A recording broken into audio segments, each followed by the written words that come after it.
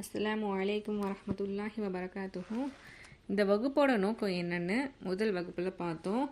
நம்ம குரானாவே மாறணும்.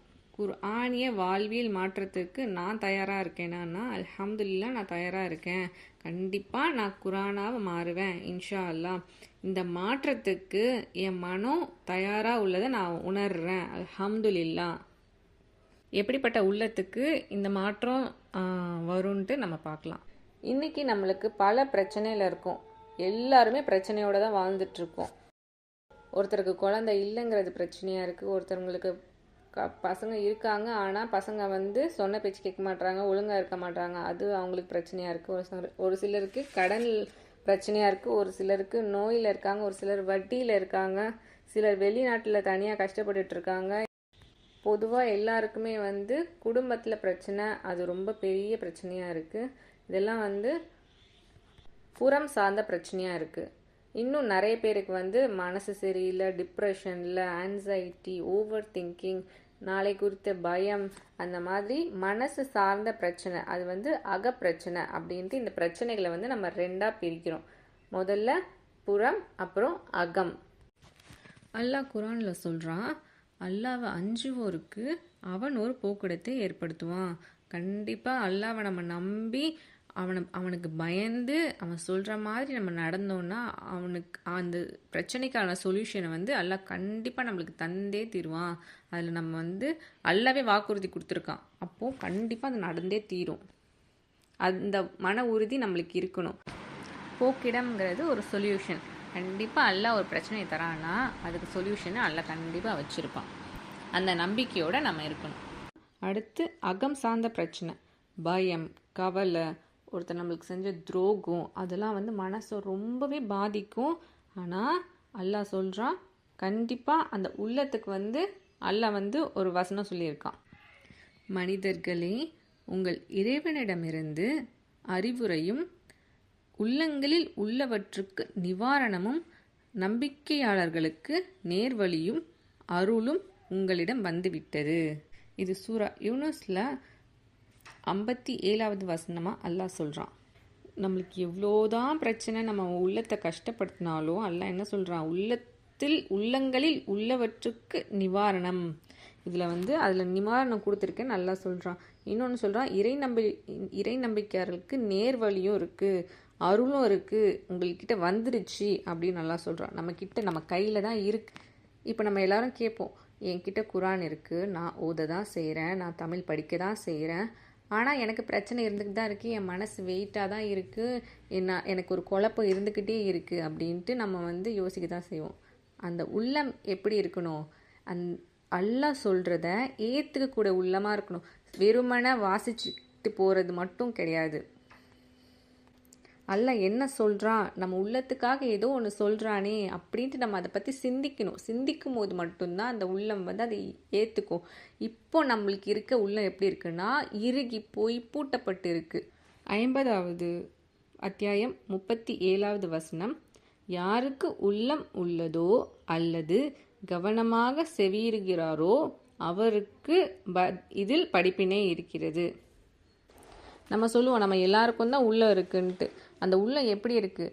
அல்லாவோட வார்த்தைகளை உள்வாங்கிற உள்ளமாக இருக்கா, இல்லை வெறுமனே பூட்டப்பட்ட உள்ளம், கேட்குறோம், அதை பற்றி செயல்படத்தா மாற்றோம், அதை பற்றி சிந்திக்கவும் மாற்றோம், கடந்து போயிடுறோம், அந்த மாதிரியான உள்ளமாக இருக்கா அப்படின்ட்டு நம்ம யோசிக்கணும்.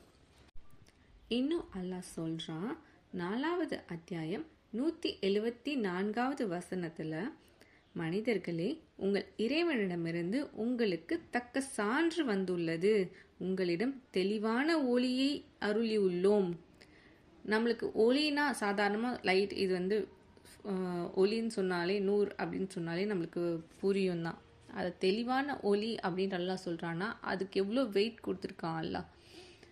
தெளிவான, கலப்படம் இல்லாத, தூய்மையான, ஃபுல்லாக எந்த இடத்துலையும் ஒரு சின்ன டார்க்னஸ் கூட இல்லாமல் ஃபுல் அண்ட் ஃபுல் இது ஒரு லைட்டாக இருக்குது, வெளிச்சமாக இருக்குது நம்மளுக்கு அப்படின்ட்டு மனிதர்களுக்கு அல்லாஹ் இதை நமக்கு சொல்கிறான்.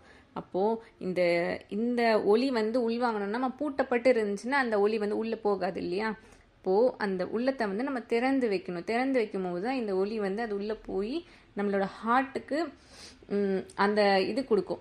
நம்மளோட உள்ளத்துக்கு வந்து அல்லாஹ் சொல்கிற வார்த்தைகள் அதை வந்து சிந்திக்கக்கூடிய உள்ளமாக மாறணும்னா நம்ம வந்து இறுகி இல்லாமல் பூட்டப்பட்டு இல்லாமல் அதை திறந்து வைக்கும் போது தான் அந்த வெளிச்சம் வந்து உள்ளே போய் சேரும். இன்னும் அல்லாஹ் சொல்கிறான் 39வது அத்தியாயம் 23வது வசனத்தில், அழகிய செய்தியை அல்லாஹ்வே அருளினான்.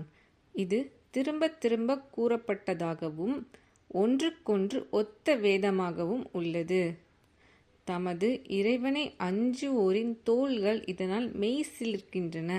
பின்னர் அவர்களின் தோள்களும் உள்ளங்களும் அல்லாஹ்வை நினைப்பதற்காக மென்மை அடைகிறது. இதுவே அல்லாஹ்வின் நேர்வழி. இதன் மூலம் தான் நாடியோருக்கு அவன் நேர்வழி காட்டுகிறான். யாரை அல்லாஹ் வழிகேட்டில் விட்டு விடுகிறானோ அவனுக்கு வழிகாட்டுபவன் இல்லை. அல்லாஹ் இந்த வசனத்தில் என்ன சொல்கிறான்னா, தமது இறைவனை அஞ்சுவோரின் தோள்கள் இதனால் சிலிர்க்குது, மெய் சிலிர்க்குது. அப்புறம் அவங்களோட தோள்களும் உள்ளங்களும் அல்லாஹ்வை நினைப்பதற்காக எப்படி ஆகுது, மென்மையாகுது. ஸோ நம்மளோட ஹார்ட் மென்மையாக இருக்கும்போது தான் அல்லாஹ்வோட இந்த வார்த்தைகள்லாம் நம்ம ஹார்ட்டுக்குள்ளே போயிட்டு நம்ம உள்ளத்துக்குள்ளே போயிட்டு அது என்ன செய்யணுமோ அந்த சொல்யூஷனை கொடுக்கும்.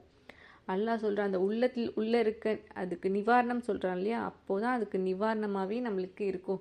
இப்போது எல்லாருமே நம்ம வந்து சும்மா ஓதுறோம், அதோட தமிழ் அர்த்தம் சும்மா வாசிக்க தான் செய்கிறோம்.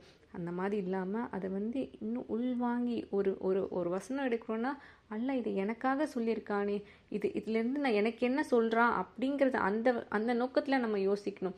இது வந்து அப்போ நடந்துச்சு, அவங்களுக்காக இது சொல்லியிருக்கான், இது வந்து சயின்டிஃபிக்காக இருக்குது அப்படிங்கிற நோக்கத்தில் மட்டும் நம்ம பார்க்காம நம்ம வந்து இது நம்மளுக்காக அருளப்பட்டது அப்படின்ட்டு அந்த ஒரு கண்ணோட்டத்தில் நம்ம வந்து இந்த குர்ஆனை பார்த்து படிக்கணும்.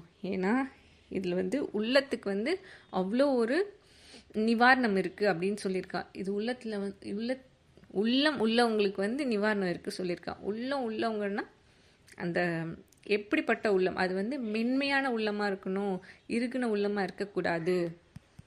இதன் மூலம் தான் நாடியோருக்கு அவன் நேர்வழி காட்டுகிறான். யாரோட உள்ளத்தை அவன் மென்மையாக்குறானோ அவங்களுக்கு நேர்வழி காட்டுறான். யாரை அல்லாஹ் வழிகேட்டில் விட்டுணுன்னு நினைக்கிறானோ அவங்களுக்கு வந்து வழிகாட்டுறதுக்கு ஆள் இல்லை அப்படின்னு நல்லா சொல்கிறான். அந்த மென்மையான உள்ளம் இருக்கவங்க எப்படி இருப்பாங்கன்னா, அழுது முகம் குப்புற அவர்கள் விழுகின்றனர். அது அவர்களுக்கு அடக்கத்தை அதிகமாக்குறது, பணிவை ஏற்படுத்துது. அல்லாஹ்வோட வசனம் கேட்கும்போது அவங்க என்ன பண்ணுறாங்க, அப்படியே சஜிதாவில் விழுந்து அவங்க வந்து விழுந்துடுறாங்க. அதனால் அவங்களுக்கு வந்து பணிவு வருது. அல்லாஹ்வுடைய அச்சத்தால் அவங்க பணியிறாங்க அப்படிங்கிறத இந்த வசனத்தில் வந்து அல்லாஹ் சொல்கிறான். இந்த வசனம் வந்து பனு இஸ்ராயல் 17வது அத்தியாயம் 109வது வசனம். இன்னும் அல்லாஹ் சொல்கிறான்,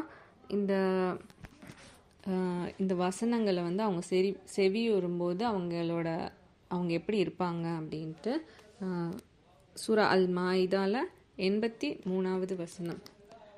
இத்தூதருக்கு அருளப்பட்டதை அவர்கள் செவியுறும்போது உண்மையை அறிந்து கொண்டதால் அவர்களின் கண்களில் கண்ணீர் வடிவதை நீர் காண்பீர்.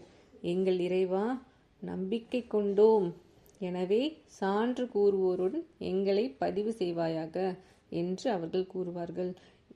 அல்லாஹ்வுடைய வசனங்கள் அவங்க கேட்கும் போது அவங்களுக்கு அது வந்து என்ன ஆகுது, அந்த உண்மையை அறிஞ்சதுனால அவங்க என்ன பண்ணுறாங்க, அவங்க கண்ணிலேருந்து தண்ணி அப்படியே வடியுது அப்படின்னு சொல்கிறாங்க. ரசூல்லா கூட ஒரு வாட்டி ஒரு சஹாபியை சூரா ஓத சொல்லும் போது அவங்க ஓதிட்டே இருக்கும் போது பாதியிலே அவங்க நிறுத்த சொல்லிடுறாங்க. அவங்களால அழுகி அடக்கவே முடியல, அப்படியே அழுது அழுது அழுது அவங்களோட தாடியெல்லாம் நனையிற அளவுக்கு அவங்க வந்து அழறாங்க. அந்த மாதிரி நம்மளுக்கும் நம்ம ஓதும் போதோ நம்ம அதை தமிழ் வாசிக்கும் போதோ நம்மளுக்கு வந்து அது நம்ம உள்ளத்தை வந்து மென்மையானதாகவும் அதுக்குள்ள நம்மளுக்கு என்ன அல்லாஹ் சொல்கிறோம் அப்படிங்கிற தெரிஞ்சாதான் அது நம்மளுக்கு வந்து நிவாரணமாகவே இருக்கும். நம்ம வந்து அப்படி அந்த அந்த ஒரு கண்ணோட்டத்தில் ஓதணும், திறந்த மனசோட ஓதணும் அப்படிங்கிறத இதில் நம்ம பார்க்கலாம். இந்த குரானை நான் எப்படி கனெக்ட் பண்ணுறேன், முன்னாடி இருந்த என்னோடய லைஃப்க்கும் இப்போது இந்த கிளாஸ் அட்டன் பண்ணதுக்கப்புறமே நிறைய சேஞ்சஸ் எனக்கு தெரியுது. முன்னாடிலாம் வந்து நான் குரானில் இருக்க சில வசனங்களை எனக்கு மன ஆறுதலுக்காகவும், இன்னும் சயின்ஸ் ரிலேட்டடு வசனங்கள் எல்லாமே ரொம்ப ஆழ்ந்து சிந்திச்சு அதோட சயின்ஸ் என்ன அதில் போய் சர்ச் பண்ணி இப்படிலாம் இருக்கா, இப்போது இந்த இப்போ கண்டுபிடிச்ச விஷயம் இது, ஆனால் 1400 வருஷத்துக்கு முன்னாடியே வந்து அல்லாஹ் குரானில் சொல்லியிருக்கானே அப்படின்ட்டு அதை நான் ரொம்ப ஆழ்ந்து சிந்திச்சு என் ஃப்ரெண்ட்ஸோடலாம் வந்து ஷேர் பண்ணுவேன், நான் முஸ்லீம் ஃப்ரெண்ட்ஸோட. இப்போது இந்த ஒரு கிளாஸ் 2 கிளாஸ் அட்டன் பண்ணதுக்கப்புறமே வந்து எனக்கு ரொம்ப பெரிய சேஞ்சாக தெரியுது. இந்த குரான் வந்து அல்லாஹ் எனக்காக கொடுத்த மாதிரி நான் ரொம்ப ஃபீல் பண்ணுறேன். நான் பார்க்குற இடம்லாம் அல்லாஹ் இது உனக்கு தான் அப்படின்னு சொல்கிற மாதிரியே எனக்கு அப்படி ஒரு ஃபீலிங் இருக்குது. அல்ஹம்துலில்லாஹ். இன்னொன்று வந்து இப்போ எனக்காகனா நம்மளுக்கு பிடிச்ச ஒருத்தவங்க வந்து நம்மளுக்கு ஒரு புக்கு கொடுக்குறாங்க அப்படின்னா, நம்ம அந்த புக்கை வந்து எனக்காக எதுக்கு கொடுத்துருக்காங்க, இதில் என்னவோ இருக்குது, நான் பார்த்து கற்றுக்கிறதுக்கோ இல்லை அவங்க என்னவோ என்கிட்ட சொல்ல வராங்க, அது இந்த புக்கு மூலியமாக சொல்கிறாங்க அப்படின்ற மாதிரி நம்ம யோசிப்போம் ஜென்ரலாக. இப்போ அல்லாவே எனக்கு ஒரு புக்கு கொடுத்துருக்கா, அப்போது எனக்காக இதில் என்ன விஷயம் வச்சுருக்கா, என்னோடய கஷ்டங்களுக்கும் என்னோடய ஹாப்பினஸ்க்கும் எல்லாம் இதில் ஒரு சொல்யூஷன் வச்சுருக்கான் அப்படின்ட்டு என்னோடய பார்வை வந்து டோட்டலாக மாறி இருக்குது. அல்ஹம்துலில்லாஹ். இந்த கிளாஸ் ரொம்ப ரொம்ப ரொம்ப யூஸ்ஃபுல்லாக இருக்குது. இன்னொன்று வந்து கிளாஸ் எடுக்கும்போது விட அதுக்காக நான் நோட்ஸ் எடுக்கும்போது தான் எனக்கு வந்து அதை உள்வாங்கவே முடியுது, ரொம்ப ரொம்ப டெப்த்தாக போக முடியுது, அது நல்லாவே தெரியுது, அதை நல்லா உணர முடியுது. அல்ஹம்துலில்லாஹ். இந்த கிளாஸை எடுத்து நடத்துகிறவங்களுக்கும் இதை கொண்டு போய் சேர்க்குறவங்களுக்கும் பேக் எண்டில் ஒர்க் பண்ணுற எல்லாருக்கும் அல்லாஹ் வந்து அதிகமாக அருள் புரியணும்னு நான் துவா செய்கிறேன். இந்த கிளாஸை வந்து அல்லாஹ் எனக்காகவே ஏற்படுத்தின மாதிரி எனக்கு இருக்குது.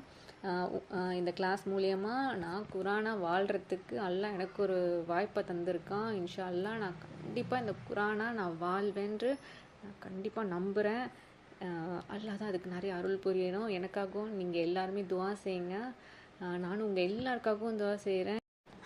இதில் சேர்ந்துருக்க எல்லாரும் குரானாக மாறணும், நம்மளோட வாழ்க்கை வந்து குரானாகவே இருக்கணும் இன்ஷா அல்லாஹ். ஜஸாக்கல்லாஹு கைர். அஸ்ஸலாமு அலைக்கும் வரஹ்மத்துல்லாஹி வபரகாத்துஹு.